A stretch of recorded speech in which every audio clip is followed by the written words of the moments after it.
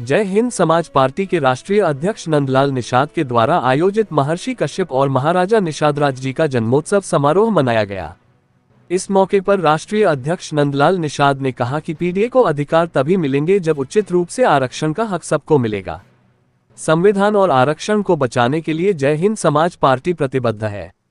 कार्यक्रम की विशिष्ट अतिथि अनु टंडन ने कहा, जय हिंद समाज पार्टी अपने पिछड़े समाज के लोगों के लिए कई वर्षों से लगातार काम कर रही और नंदलाल निषाद जी अपने समाज को जागरूक करने के लिए समाजवादी पार्टी के साथ पिछले कई साल से लगातार काम कर रहे हैं।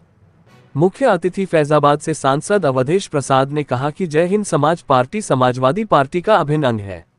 अवधेश प्रसाद ने कहा, 2027 में जब समाजवादी सरकार आएगी, नदी के किनारे पट्टा सिर्फ निषादों को दिया जाएगा।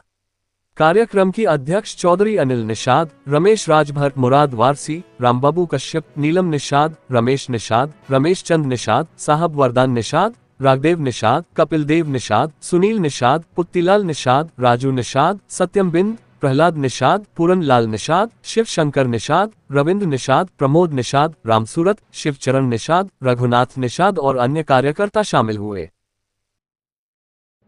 क्या कुछ कहना चाहेंगे मैम इस मौके पर?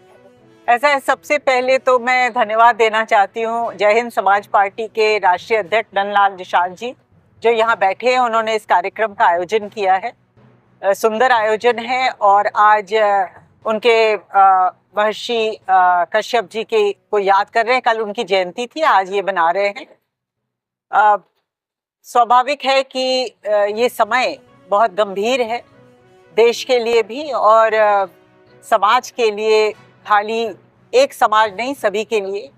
और इन हालातों में सबका एकजुट होना ज़रूरी भी है और मैं नंदलाल जी का धन्यवाद देती हूं कि उन्होंने इस कार्यक्रम को आयोजन करके और सबको इकट्ठा किया है। ये पहले इसमें अवकाश रहता था, फिर सरकार ने अवकाश बंद करके फिर से बाहर उठ रही है कि अवकाश है, इसको क्या कहना चाहिए?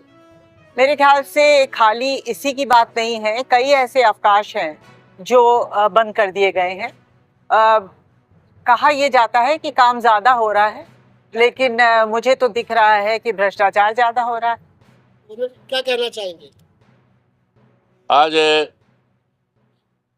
भगवान निषाद राज की जयंती है और इस जयंती को लखनऊ के राजधानी में नंदलाल निषाद जी और उनके संगठन के सभी साथियों ने बहुत दमखम के द्वारा ये इस जयंती में अपार भीड़ इकट्ठा है और इस अवसर पर मैं प्रभु निषाद राज के चरणों में श्रद्धा सुमन अर्पित करता हूँ। प्रभु निषाद राज भगवान रामचंद्र के जहाँ से हम चुनाव जीते हैं अयोध्या, उनके सहयोगी थे और यही नहीं, इनका इतिहास सारे देश और दुनिया में गौरवशाली इतिहास है। ये कभी ऐसे समय में प्रभु श्री राम का साथ दिया जब प्रभु श्री राम कोई सत्ता में नहीं बल्कि सत्ता छोड़कर 14 साल के लिए जंगल जा रहे थे। उस समय भगवान निषाद राज ने इनका साथ दिया और प्रभु श्री राम ने इनका बड़ा सम्मान किया। संकल्प लेना चाहते हैं निषाद राज के जन्मदिन के अवसर पर हमारा हजारों हजार ये भरा हुआ है हाल, जहाँ पे कार्यक्रम है हाल छकाछक भरा है। और ये मामूली लोग नहीं आए हैं, ये ऐसे लोग आए हैं जिनका अपने इलाके में, अपने गांव में, अपने तहसील में एक अच्छा खासा जनप्रियता है।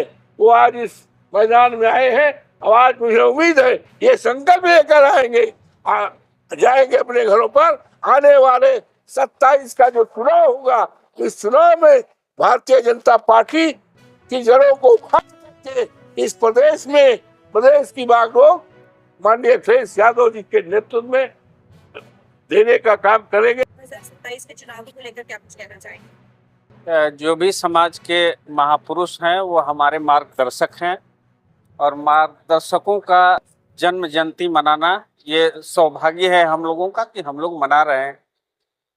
जी। सर, जैसे कि 2027 में चुनाव होने वाले, तो आपकी तरफ से क्या कुछ रणनीतियां रहेगी और किस तरीके से आप इस चुनाव की तैयारी कर रही है आपकी पार्टी? देखिए, हम 2022 से समाजवादी पार्टी के साथ, और 2022 में भी हम लोगों का ठीक प्रदर्शन रहा। सरकार बनाने की स्थिति में हम लोग थे, लेकिन कुछ चालबाज लोगों ने जो चालबाजियां किया, जिसकी वजह से थोड़ी दिक्कतें हुई।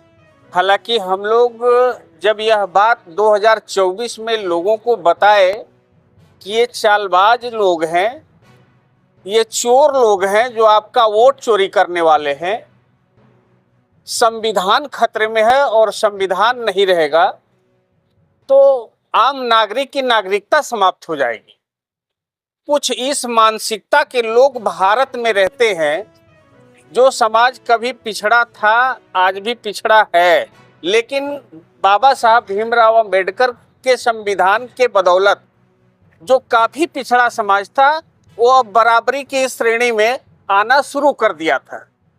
सामंती विचारधारे के लोग ये बर्दाश्त नहीं कर पा रहे हैं, और वह लोग कतई नहीं चाहते हैं कि ये पिछड़ा समाज उठ करके आगे आए, इनको पैरों तले कुचला जाए, क्योंकि उनको समझ में आता है कि ये हमारे यहाँ मजदूरी करने वाले लोग हैं, अब आज हमारी बराबरी में बैठने लगे हैं, तो उनसे बर्दाश्त नहीं हो रहा है। यही बात हम लोगों ने 2024 में लोगों को समझाया कि संविधान ने आपको बराबरी का अधिकार दिया है। लोगों ने वोट किया और अच्छी सीटें हमारी जीत करके आई, और पूरी उम्मीद है कि इस बार जो है यह बात हम जन जन तक पहुंचाने में कामयाब रहेंगे, और 2027 में माननीय अखिलेश यादव जी मुख्यमंत्री होंगे, और देश प्रदेश में जितनी जाति, मजहब, धर्म, संप्रदाय के लोग हैं, सबको बराबर सम्मान देने का काम करेंगे।